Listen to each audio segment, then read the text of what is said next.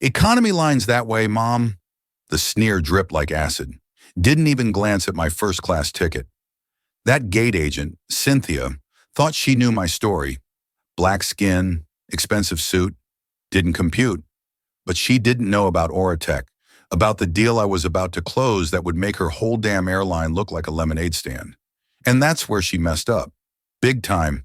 See, I can be patient. Kindness is like a second skin, but kindness cuts both ways. What Cynthia couldn't fathom? With a silent tap on my phone, I wasn't just missing my flight. I was canceling hers. With a sneer, she directs her to the back of the economy line. She doesn't know she's speaking to Dr. Emily Carter, the CEO of a billion-dollar tech firm, and she has no idea that with one silent, almost invisible gesture on her phone, Dr. Carter is about to not just miss her flight, but cancel it for her entire 50-person team, triggering a corporate catastrophe that will cost the airline millions and unravel a web of devastating personal consequences. This isn't just a story about a clapback. It's about the earth-shattering impact of a single silent choice. The atmosphere inside John F. Kennedy International Airport's Terminal 4 was a familiar symphony of controlled chaos. The vast vaulted ceilings, designed to inspire a sense of wonder and possibility, did little to quell the low-grade anxiety thrumming through the thousands of travelers. It was a river of humanity. Families on vacation, weary business travelers, students embarking on adventures, all flowing towards their designated gates. The air carried a unique blend of scents: roasted coffee cleaning solution, the faint metallic tang of jet fuel, and the almost imperceptible hum of human stress. Dr. Emily Carter stood as an island of calm in this rushing river. Dressed in a bespoke navy blue pantsuit that was the epitome of understated power, her posture was impeccable. At 42, she possessed a presence that was both commanding and serene. Her hair was styled in intricate micro-locks, adorned with a few delicate gold cuffs that caught the harsh terminal lighting. Her gaze, sharp and intelligent behind a pair of minimalist glasses, swept over the boarding area for Continental Apex Air Flight 710 to London Heathrow. She wasn't just a passenger, she was the architect of the journey. Imani was the founder and CEO of Oratech Innovations, a company that had skyrocketed from a Silicon Valley startup to a global leader in advanced haptic feedback technology. Their proprietary systems were revolutionizing everything from surgical training simulations to immersive virtual reality experiences. The 50 people scattered around the gate engineers, project managers, and lead designers were her team. They were on their way to the Global Tech Vanguard Summit in London to unveil a groundbreaking new product and finalize a partnership with Neuralink Dynamics, a European behemoth in the medical technology sector. This deal was the culmination of 2 years of relentless work and was poised to triple OC's valuation overnight. The stakes were astronomical. Her chief operating officer, David Chen, a man whose calm demeanor masked a fiercely brilliant logistical mind, gave her a subtle nod from across the seating area. He had just finished his final headcount. All 50 team members were present. Their tickets, all 50 of them in first and business class, a non-negotiable perk Imani insisted upon for major international projects, were confirmed. Everything was proceeding according to the meticulous plan. Imani felt a familiar flicker of pride. She had built from the ground up, fueled by coffee's sheer force of will and an unshakable belief in her vision. She remembered the early days, begging for venture capital, facing down boards of skeptical, predominantly white male investors who couldn't see past her race and gender to the genius of her patents. She had fought for every inch of her success, and she fiercely protected the team that had helped her achieve it. Treating them well wasn't just good policy, it was a moral imperative. The boarding announcement for Flight 710 crackled to life. We are now pleased to begin boarding for Continental Apex Air Flight 710 with service to London Heathrow. We would like to invite our first-class passengers, along with our Apex Diamond and Platinum members, to board at this time through the priority lane. Imani picked up her sleek leather briefcase and her carry-on, a modest but expensive piece of luggage, and moved toward the priority lane. Several of her senior staff, who were also ticketed for the front cabin, began to follow suit.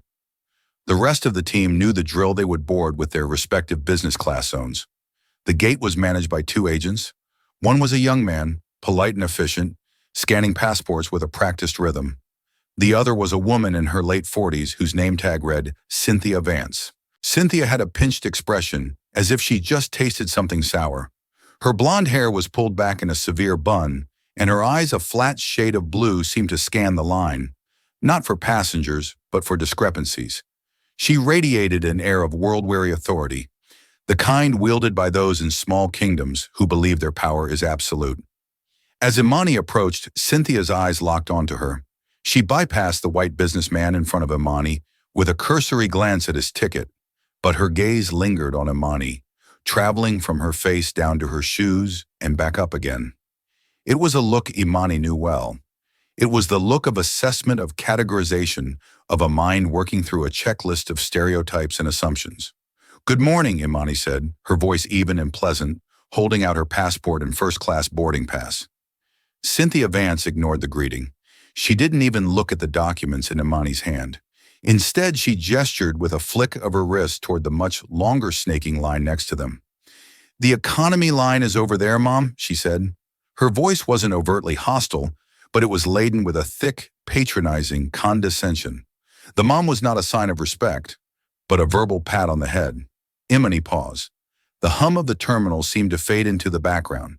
For a brief second, she felt a flash of hot anger, the familiar sting of being misjudged and diminished. She had dealt with this her entire life, in academia, in boardrooms, and now apparently at an airport gate. But she had long ago learned to transmute that fire into a diamond-hard resolve. She would not be flustered. She would not be provoked. "I believe I'm in the correct line," Imani stated calmly, gently pushing her boarding pass another inch forward. "I am a first-class passenger."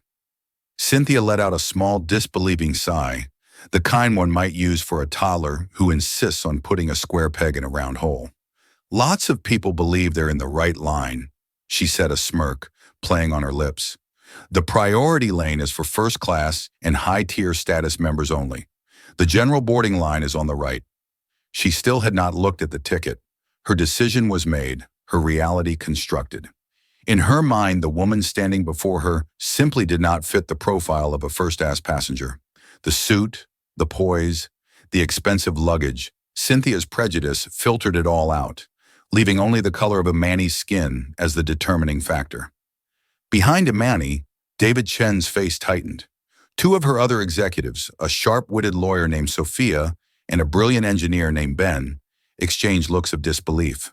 They started to take a step forward, ready to intervene. Imi, without turning, made a minuscule, almost imperceptible gesture with her free hand, a slight downward press. "Stand down. Let me handle this." They immediately halted. They trusted their CEO implicitly. "Perhaps," Imani suggested, her voice dropping a fraction, losing its warmth and taking on a polished, steely edge. "You could do me the courtesy of looking at my boarding pass. It might clear up your confusion." The directness of the challenge seemed to startle Cynthia. Her smirk faltered for a second. With an exaggerated theatrical huff, she snatched the boarding pass from Imani's hand. Her eyes scanned the paper. She saw the name Dr. Imani Carter. She saw the seat assignment 1A. She saw the fare class first. For a moment she was silent. A flicker of something surprised embarrassment crossed her face, but it was instantly smothered by a fresh wave of defensive arrogance. She couldn't possibly admit her error. That would be a surrender of her gateside throne, so she doubled down. She handed the ticket back, not meeting Imani's eyes. "My mistake. We've had a lot of people trying to get on early today. System's been glitchy. You can go ahead," she mumbled, her tone still grudging, as if she were granting a favor rather than performing her basic duty. There was no apology, no acknowledgement of her blatant prejudice. Imani stood her ground. She hadn't moved. The line behind her was beginning to back up. The polite young agent was looking over, a concerned expression on his face. "A glitchy system," Imani repeated softly, the question hanging in the air like a shard of ice. "Is that what we're calling it?" Cynthia's face hardened. "Do you want to board the plane or not?" She snapped, her voice now, sharp and impatient. "You're holding up the line." It was in that moment that a decision crystallized in Imani's mind. This was no longer about a flight. It wasn't about getting to London on time. It was about a principle. It was about the dozens of similar, smaller slights she and her team had endured over the years. It was for every time one of her brilliant black engineers was mistaken for a janitor at a conference. For every time David was complimented on his excellent English. For every time a venture capitalist had asked who the real CEO was, her company org wasn't just a business. It was a statement. It was proof that excellence had no color, no gender, no predetermined profile. And the woman standing before her with her petty tyranny and casual bigotry had just insulted the very foundation upon which Oratech was built. She would not board this plane. More than that, Oratech would not board this plane. The multi-million-dollar deal could wait. True power wasn't just about having a seat in first class. It was about having the ability to decide whether the plane was even worth flying on. Imani Carter gave Cynthia Vance a long, cool look. It was a look that contained no anger, no malice, only a profound and final judgment. Then she stepped back from the line. The tension at the gate was thick enough to taste. Cynthia Vance, buoyed by what she perceived as a victory, having forced the issue and made the difficult passenger back down, wore an expression of smug vindication. She gestured impatiently to the next person in line, a silver-haired man who scurried forward, eager to escape the awkwardness. Imani, however, hadn't retreated. She had simply taken one step back, creating a small pocket of space around herself. Her team watched her, their expressions, a mixture of concern and anticipation. They knew that look on her face. It was the same look she got right before she killed a failing project or pivoted the entire company's strategy on a dime. It was the look of absolute certainty. She calmly set her carry-on bag on the floor beside her and pulled out her phone. It was a sleek, state-of-the-art device, one of ATEC's own prototypes with a custom haptic interface. Her fingers moved across the screen with practiced economical grace. There was no theatricality, no angry thumb jabbing. Her movements were as precise and deliberate as a Sir Urgent. Cynthia glanced over a dismissive sneer on her face, probably texting her friends to complain, and she thought a flicker of satisfaction running through her. She felt a grim pleasure in putting people she deemed entitled in their place. In her narrative, she was the frontline defender of order and rules against a world of people trying to cheat the system. This woman, with her fancy suit and attitude, was just another one of them. Imani opened a secure encrypted messaging app. She tapped a group chat named Orate Text Command. It contained only 3 people herself, David Chen and her executive assistant back in New York, a logistical prodigy named Maria. She typed a short, clear message. Imani, all personnel abort London transit incident at the gate. Full team withdrawal effective immediately. David, begin extraction protocol. Maria, execute contingency alpha. Charter the Gulfstream. Destination Farno. Have cars ready. Reba booked Neuralink meeting for tomorrow, 15:20 GMT. Site unavoidable logistical failure with our commercial carrier. She hit send. The message was delivered in an instant. The action took less than 15 seconds. It was a silent digital detonation. Across the seating area, David Chen's phone buzzed in his pocket. He pulled it out, read the message, and his eyes widened slightly. He looked at Immi, who met his gaze with a steady, resolute expression. He gave a single sharp nod. The order was given. The order would be executed. He immediately stood up. Orch team, he said, his voice calm, but carrying an authority that cut through the terminal noise. Change of plans. Grab your bags. We're leaving now. The effect was instantaneous and baffling to onlookers. 50 people who just moments before had been settling in for a long-haul flight began to move with quiet, coordinated efficiency. Laptops were snapped shut, bags were zipped, and conversations were cut short. There was no panic, no shouting, just a smooth, disciplined exodus. They moved like a well-drilled unit because in many ways they were. They trusted their leadership. If Imani and David said move, they moved. Sophia and Ben, who had witnessed the exchange up close, were the first to reach Imani's side. Are you all right? Sophia asked, her voice low and laced with concern. I'm fine, Imani replied, her voice steady. But our business with Continental Apex Air is concluded permanently. The mass movement of 50 people away from a boarding gate was impossible to ignore. Other passengers stared, confused. The young, polite gate agent looked on in complete bewilderment, his mouth slightly agape. Cynthia Vance, however, was still processing what was happening. Her initial smugness curdled into confusion. Why were they all leaving? She watched as David Chen approached the young agent. Not her. "We are the OTEC group," David said politely, holding up his phone with a list of their names. "All 50 of us, we are withdrawing from this flight. Please process our cancellations. We will require our checked baggage to be returned to us at the main terminal carousel immediately." The young agent's eyes went wide. 50 cancellations from first and business class. The revenue loss from that alone would be staggering. A significant 5-figure sum just vanishing into thin air. He fumbled with his scanner, unsure of the protocol for something of this magnitude. Cynthia finally understood this wasn't one woman backing down. This was an entire corporate contingent walking away. And the woman she had tried to humiliate was clearly their leader. A cold knot of dread began to form in her stomach. Her small moment of power was rapidly spiraling into a very real, very big problem. She strode over to David, reasserting her authority. "Sir, what's the problem here? You can't just leave. The flight is boarding." David Chen looked at her, his expression unreadable. He was unfailingly polite, but there was a new chill in his voice. "We can, and we are. There was an incident. Our CEO was treated unacceptably by your staff.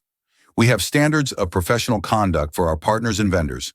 Continental Apex Air has failed to meet them." He didn't point. He didn't raise his voice. He didn't need to. His words were precise, clinical, and utterly devastating. He turned his back on her and continued to organize the team's departure. Cynthia's face went from ruddy with anger to pale with shock. "My staff, I was just following procedure." She sputtered, her voice rising in pitch. Imani, who had been watching this exchange in silence, finally spoke. She addressed Cynthia directly, her voice soft but carrying the weight of a final verdict. "Your procedure," Imi said, "was to assume a black woman in a tailored suit couldn't possibly belong in first class. Your procedure was to attempt to publicly humiliate her rather than take 2 seconds to look at her ticket. Your procedure was to be rude, dismissive, and deeply unprofessional.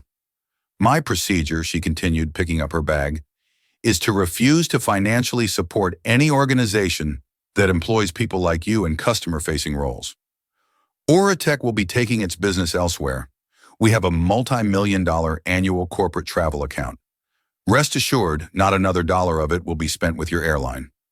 Every word landed like a hammer blow. The casual mention of a multi-million-dollar account hung in the air, sucking the oxygen out of the space around the gate. The other passengers were now openly staring, many with their phones out, discreetly recording. A young man with a laptop bag covered in text stickers watched with rapt attention, his eyes wide with a dawning sense of awe. Cynthia Vance was speechless. Her mind was a whirlwind of denial and panic. It was a mistake, a misunderstanding. This couldn't be happening. She was just doing her job. She looked desperately at the other agent, but he wisely refused to meet her gaze, focusing intently on his computer screen, as if the fate of the world depended on it. With her team now assembled and heading back toward the main terminal, Imani turned to leave. She gave Cynthia one last lingering look. There was no triumph in her eyes, only a quiet, resolute finality.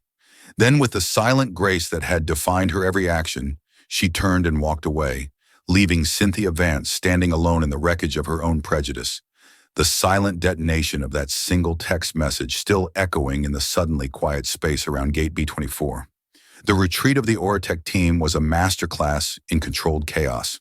David Chen orchestrated the movement, directing his people toward the terminal exit with the precision of a military commander. Phones were already out, rearranging logistics, canceling hotels, and informing families of the change in plans. They were disappointed but resolute, a tangible sense of solidarity uniting them. They had witnessed the insult to their leader and by extension to the principles of their company. Her stand was their stand. Back at the gate, panic was setting in. The young agent was on his radio, his voice a strained whisper as he tried to explain the situation to a supervisor. "Yes, sir. The entire party, 50 passengers, first in business. Yes, all of them." Cynthia Vance, still rooted to the spot, felt a cold sweat prickle her skin. The words multi-million-dollar annual corporate travel account were replaying in her mind on a loop. This was escalating far beyond a customer complaint. This had career-ending implications. Just then, a man in a slightly too tight airline suit hurried toward the gate, a harried expression on his face. This was Robert Maxwell, the airport's duty operations manager for Continental Apex Air. He was a man whose entire job revolved around putting out fires, and the smoke pouring from gate B-24 was thick and black. "What in God's name is going on here?" he demanded, his eyes darting between Cynthia and the other agent. "I just got a call from Central Ops. We've got a 50-person business group that just canceled en masse." "Explain now," the young agent stammered. "So there was a disagreement with a passenger." Cynthia found her voice laced with self-defense. "I was following procedure, Robert. This woman, she was in the priority line." "And you what?" Robert snapped, cutting her off. "Did you look at her ticket?" "Well, eventually, yes, she was first class, but her attitude, Robert's face flushed with anger and disbelief. "Cynthia, do you have any idea who that was?" "That was Dr. Imani Carter. Her company, Aura Tech, is one of the biggest tech firms in the country. Their corporate account is managed out of our Chicago headquarters. It's enormous." He ran a hand over his balding head, the stress visibly aging him. "Where is she?" "I need to fix this." The young agent pointed a trembling finger down the concourse. "They just left, sir, heading toward the main exit." Without another word to Cynthia, Robert broke into a clumsy run, weaving through the crowd of passengers. He spotted the Iraq group just as they reached the edge of the secure area. "Dr. Carter," he called out, his voice slightly breathless. "Mom, please, a moment of your time?" Imani stopped and turned, her expression unreadable. Her team halted behind her, forming a silent, protective wall. Robert Maxwell skidded to a stop in front of her, smoothing his tie and trying to compose himself. "Dr. Carter, Robert Maxwell, Duty Operations Manager." He panted. "On behalf of Continental Apex Air, I want to offer my sincerest, most profound apologies for any misunderstanding that may have occurred at the gate." He produced a practiced, sympathetic smile. It was the smile of a man trained in de-escalation, designed to soothe the ruffled feathers with a veneer of corporate contrition. Imani's gaze was unwavering. "Mr. Maxwell, there was no misunderstanding. Your gate agent was explicitly and deliberately discriminatory. She refused to believe a black woman could be a first-class passenger. That isn't a misunderstanding. It is a clear statement of prejudice." Robert's smile faltered. "This wasn't going to be a simple, 'we're sorry, here's a voucher' situation. I assure you, Dr. Carter, that is not what our airline stands for. The agent in question, she's a veteran employee, perhaps a bit overzealous in enforcing the rules, but I'm sure she meant no personal offense. It was the worst possible thing he could have said. It was an excuse, a defense of the indefensible. Meant no personal offense."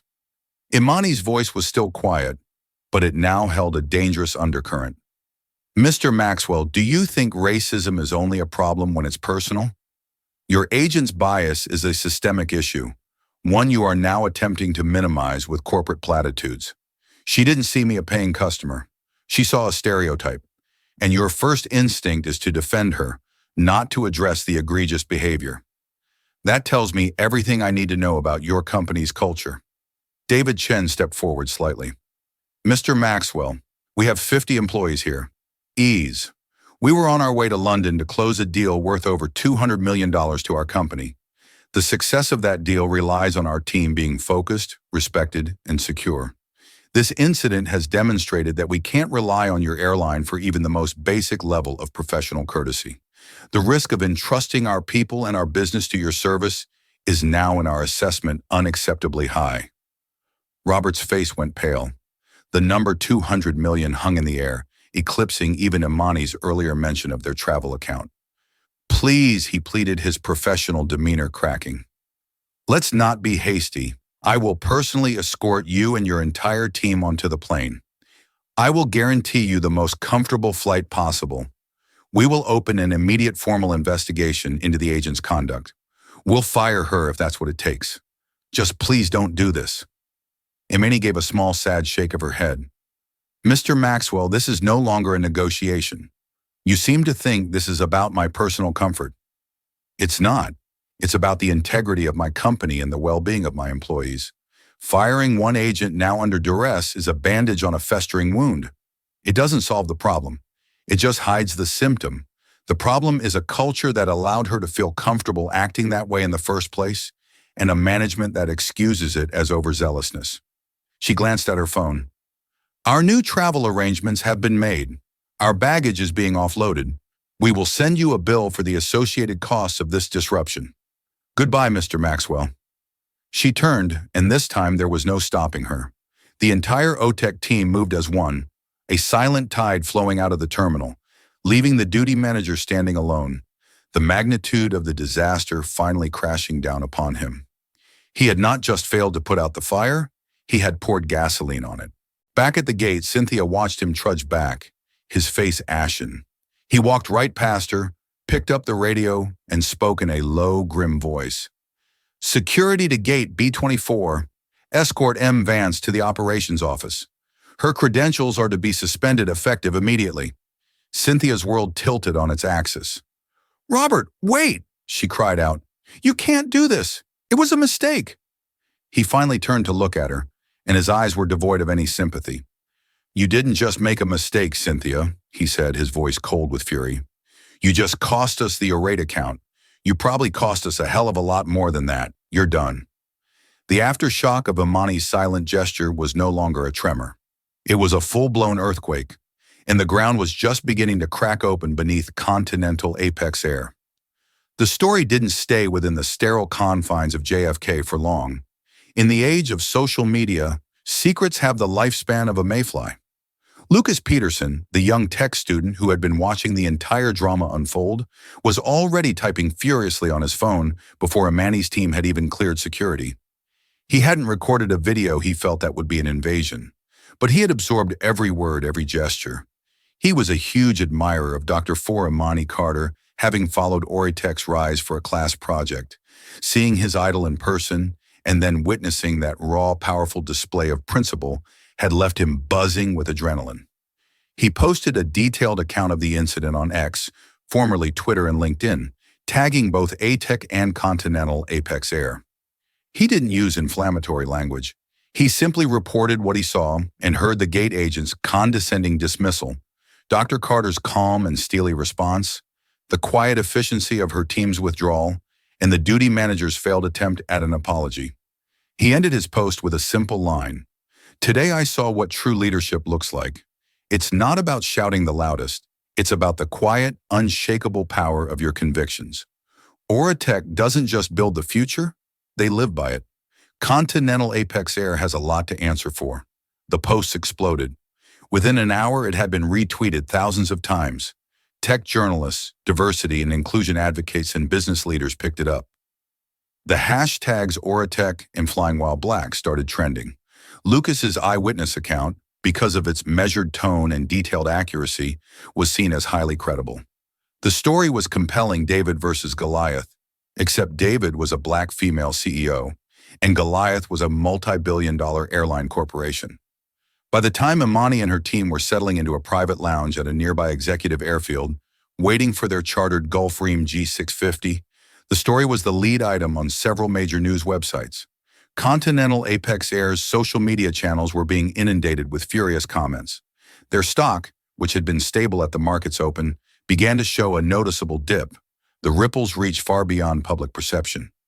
Inside the gleaming antiseptic headquarters of Transatlantic Airways Group, TAG, the parent company of Continental Apex Air, the news landed like a grenade. Mr. Harrison, the CEO of TAG, a man known for his ruthless efficiency and icy demeanor, was in a quarterly budget meeting when his chief of communications burst in, phone in hand, his face pale. "Sir, we have a 5-alarm fire," the communications chief said, dispensing with pleasantries. The meeting was halted. The story was laid out for Mr. Harrison. His initial reaction was one of intense anger directed at the incompetence at JFK. One gate agent, one manager, and they couldn't contain this fire them both. Issue a public apology, and offer the company 1 million frequent flyer miles. Make it go away. It's not that simple, sir, the comms chief replied, swallowing hard. There's a complication, a very large one. He slid a tablet across the polished mahogany table. It's about the deal Aura Tech was flying to London to sign. Mr. Harrison looked at the screen.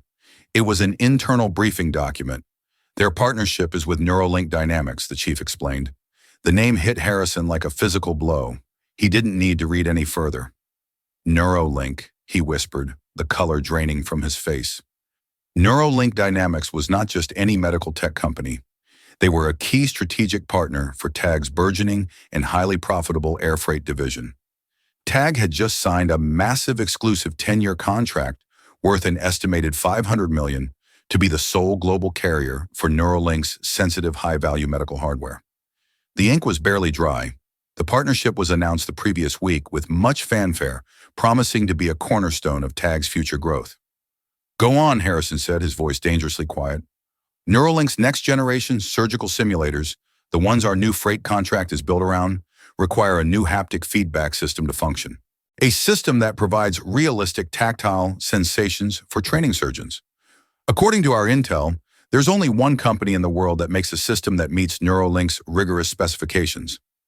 A dreadful silence filled the boardroom. Orch Innovations. Harrison finished the name, now tasting like ash in his mouth. The communications chief nodded grimly. Dr. Carter wasn't just flying to London to sign a deal for her company. She was flying to complete the final piece of our $500 million puzzle. If ATech pulls out of their deal with Neuralink because of what happened today, Neuralink's new product line is dead in the water, and their C-White is going to want to know why their exclusive air freight partner just torpedoed their flagship product launch through sheer unadulterated incompetence. The scale of the catastrophe was now terrifyingly clear. This was no longer about a lost corporate travel account. It was no longer about a PR nightmare. The stupid, prejudiced actions of a single gate agent at JFK had jeopardized a contract that was fundamental to the parent company's 10-year strategic plan. The financial fallout wouldn't be measured in thousands or even a few million. It could be a $100 million chain reaction implosion. Mr. Harrison stood up his face, a mask of cold fury. The quiet, calm power of Dr. Imani Carter's silent gesture had reached all the way to his C-White, and it was now threatening to bring the whole house down. Get me Robert Maxwell from JFK on the line. Now, he commanded. Then he looked at his assistant.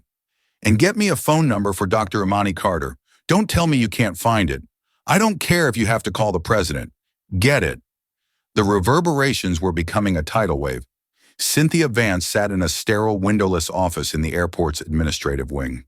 For 2 hours, she had been left alone with a cup of cold coffee and the echoing words of Robert Maxwell.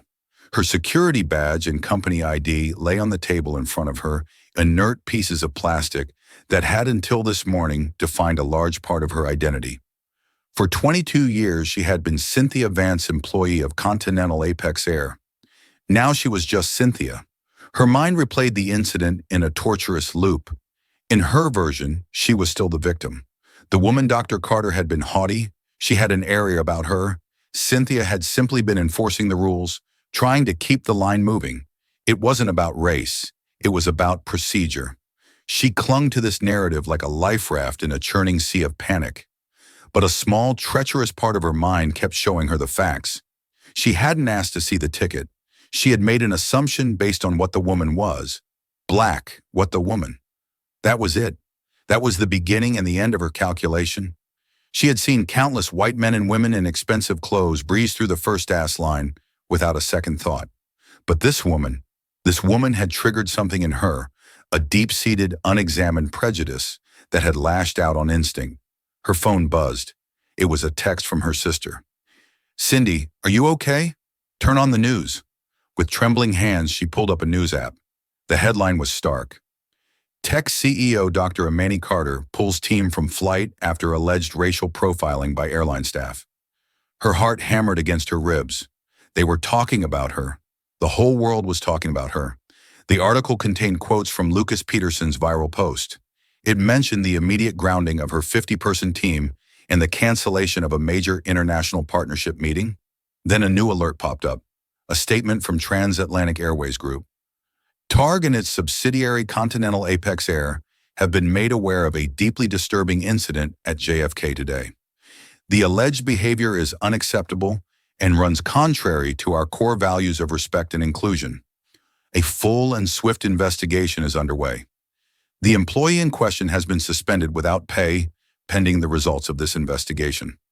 We are making every attempt to reach out to Dr. Carter and the team at R8 to apologize directly and make this right. Suspended without pay, the words were cold and final. Her life raft was sinking. Just then the door opened. Robert Maxwell entered, followed by two stern-looking individuals in corporate suits she didn't recognize. They were from TAR headquarters. The reckoning had arrived. The investigation was brutal and efficient. They didn't ask about her feelings or her intentions. They asked about her actions. "Miss Vance, did you ask to see Dr. Carter's boarding pass before directing her to the economy line?" One of the suits asked, his voice flat. "No, but yes or no, Ms. Vance, no." "So you made an assumption about her eligibility for priority boarding without looking at her official documentation?" I thought, what was this assumption based on, Ms. Vance? The second suit pressed. Cynthia was silent. What could she say? She didn't look like the other first-class passengers. The bigotry inherent in that thought was suddenly sickeningly clear, even to her. I made a mistake," she whispered. The interrogation continued, stripping away every layer of her self-defense until she was left exposed and humiliated. At the end, the first suit slid a piece of paper across the table. It was a termination agreement. "Your employment with Continental Apex Air is terminated effective immediately for gross misconduct and a violation of the company's anti-discrimination policies," he stated. "Sign here." As she stared at the paper, her world collapsing, her phone buzzed again. It was a reminder notification from her calendar. Appointment? Dr. Edwards. Adam's neuroscan results. A wave of nausea washed over her. Her son, Adam. He was 14, and for the past year, he had been battling a rare degenerative neurological condition that was slowly affecting his motor control. Local doctors were stumped. They had finally been referred to a specialist in Boston, Dr. Edwards, who was part of a trial program for a new diagnostic technology. The results were due today. It was the one thread of hope she had been clinging to for months. Later that afternoon, sitting in her car in the airport parking lot, a terminated employee, a public pariah, she called the doctor's office. "Cynthia, it's Dr. Edwards." The kind voice on the other end said, "I have the results of Adam's scans. The good news is we have a definitive diagnosis. The bad news is that it's progressing, but there is a new treatment on the horizon. It's revolutionary. It involves a targeted haptic feedback therapy to help the brain remap neural pathways. It's shown incredible results in early trials." Cynthia felt a flicker of hope. Haptic feedback. What is that? Who makes it? It's an amazing technology. Dr. Edwards continued, his voice filled with genuine excitement. "It allows us to create precise tactile sensations that stimulate the damaged parts of the nervous system. The system we're hoping to get for our program, the one that could truly help Adam, is made by a company called Auratech Innovations. It's considered the absolute gold standard." The phone slipped from Cynthia's fingers and clattered onto the passenger seat. Auratech Innovations. The name echoed in the silent car. The company founded by the woman she had scorned. The technology that held the only real hope for her son's future was the product of the very mind she had dismissed. The irony was so crushing, so cosmically cruel, that she couldn't even cry. It wasn't just her job she had lost. It wasn't just her reputation. Her blind, senseless prejudice had led her to insult the one person, the one company on the planet that might have been able to save her child. She had not just been wrong. She had been calamitously, life-alteringly wrong. This was the true consequence. Not a lost paycheck, but a lost future. The weight of it was absolute, and it broke her completely. The Gulfstream G650 was a world away from the chaotic terminal at JFK. It was a capsule of serene luxury and quiet purpose, slicing through the thin, dark air 880 mi above the churning Atlantic. The bespoke cabin, finished in cream leather and dark walnut, was a mobile headquarters.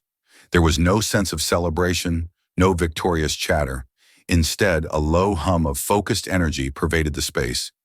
Near the front, two lead engineers, oblivious to the opulence around them, had their heads bent over a holographic display, their styluses dancing as they refined a schematic. Further back, Sophia, the legal counsel, was reviewing the Neuralink contract with a fine-toothed comb, her expression intense. The team was disappointed by the delay, but galvanized by the principle. They were not just employees. They were stakeholders in the culture Imani had built, and they moved with the quiet confidence of people who knew their leader had chosen the harder writer path. Imani Carter sat alone in a Forward Club seat, a tablet displaying market data resting unread on her lap.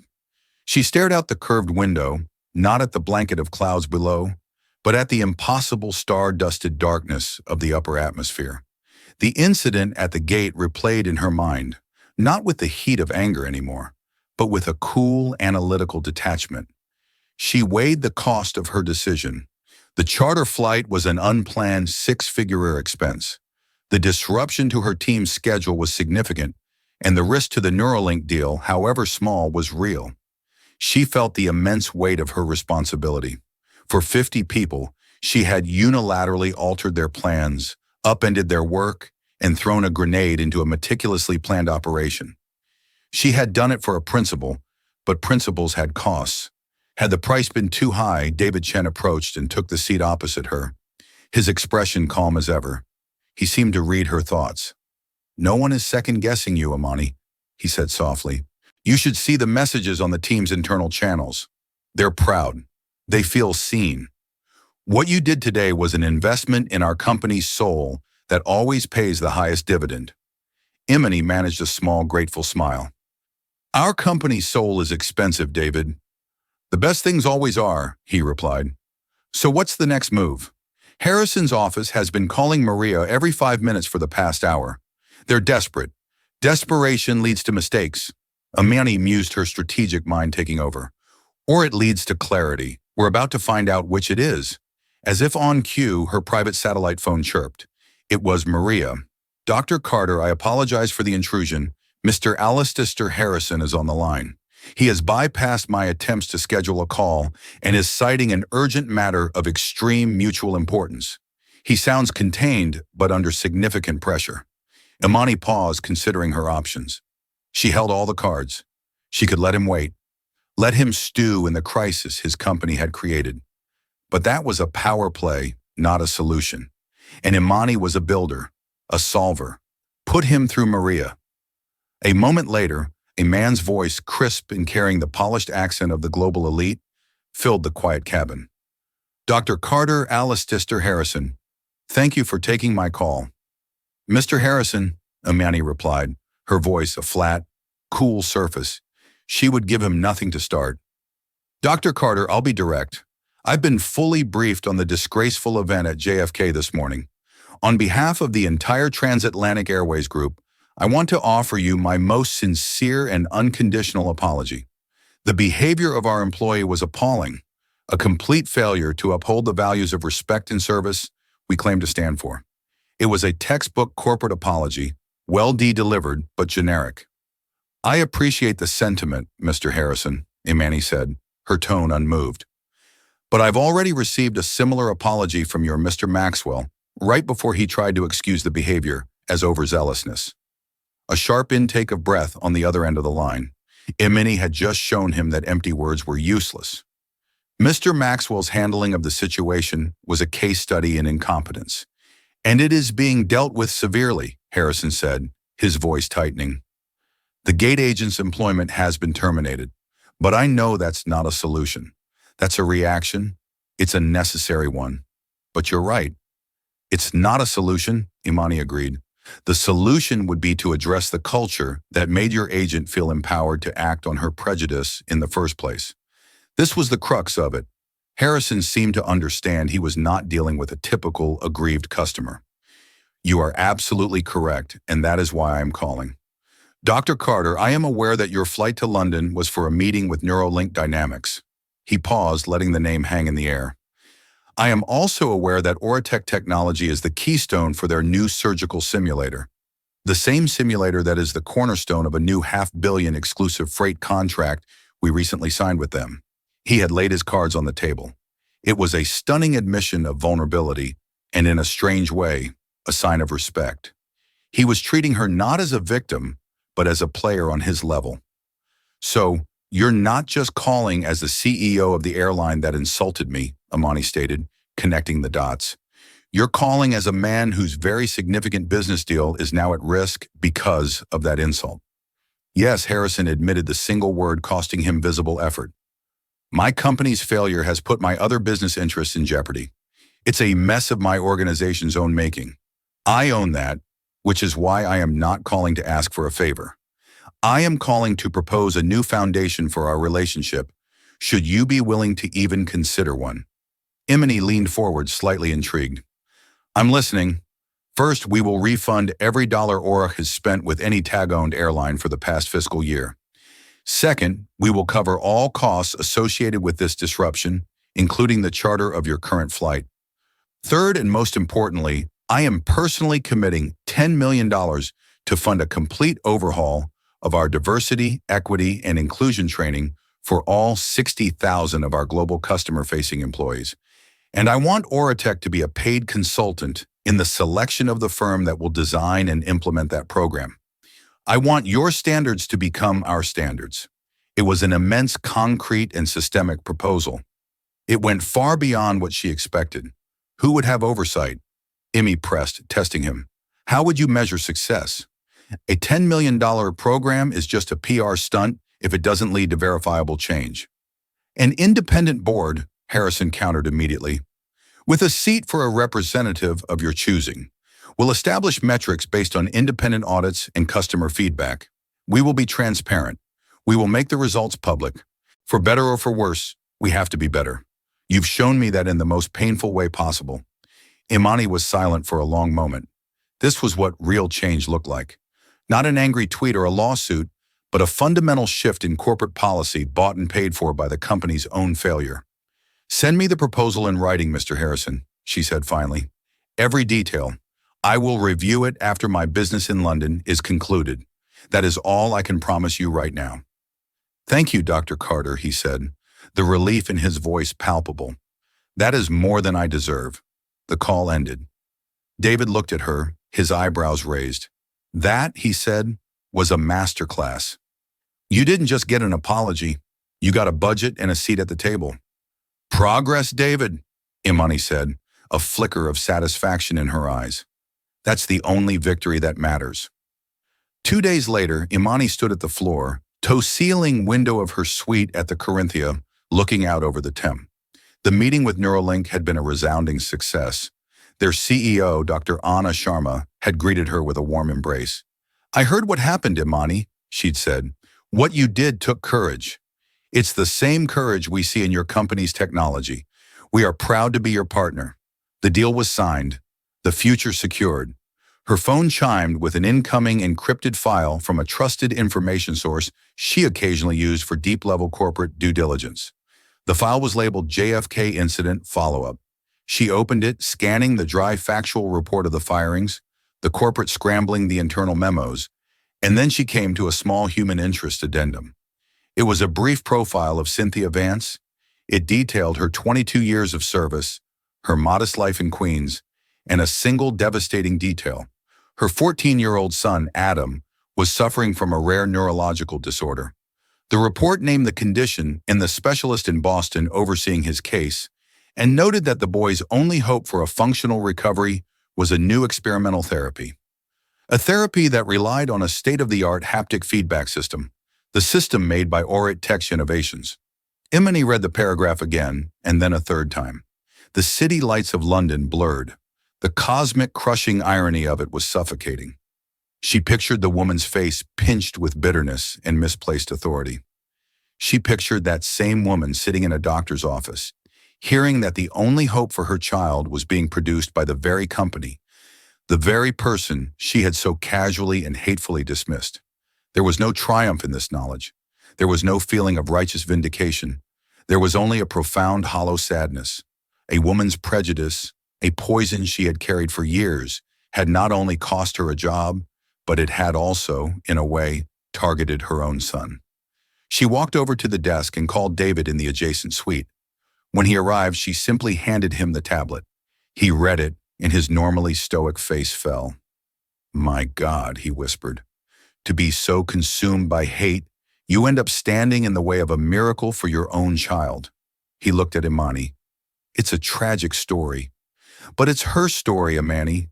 She made her bed. Did her son?" Imani asked quietly. "He's 14, David. He didn't do anything. He's just sick. And the purpose of our work, the reason we push so hard and build these impossible things, is to help people.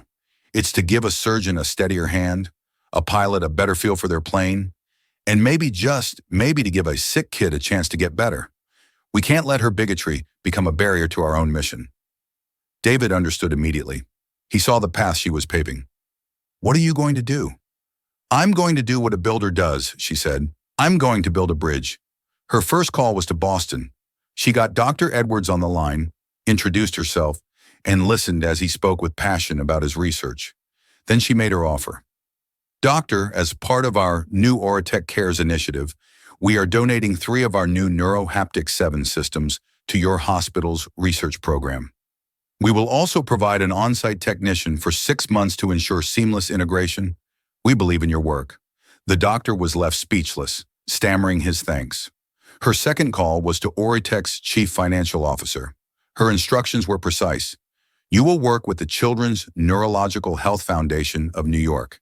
You are to create a new fully endowed grant. It will be named the Anonymous Pioneer Grant. Its purpose is to fully fund all treatment, travel, and accommodation costs for one patient and their guardian to participate in Dr. Edwards' Boston program. The first recipient of this grant will be a 14-year-old boy from Queens named Adam Vance. My name, or the name Auroch, is to never be associated with it. Is that perfectly clear?"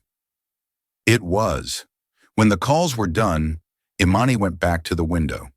The vast, sprawling city below was a web of interconnected lights and lives. She had arrived in London, having performed one silent gesture of immense power, canceling a flight with a single message, tearing down a wall of disrespect. Now she had performed another, a quiet, anonymous act of grace that would open a door, build a bridge, and offer a new flight path toward healing. One gesture was for her dignity. This one was for her soul. This story reveals a powerful truth. True strength isn't found in the volume of your voice, but in the conviction of your actions. Dr. Imani Carter's silent gesture did more than cancel a flight. It sent a shockwave through a corporate giant, forcing it to confront a prejudice it preferred to ignore. But the Essie,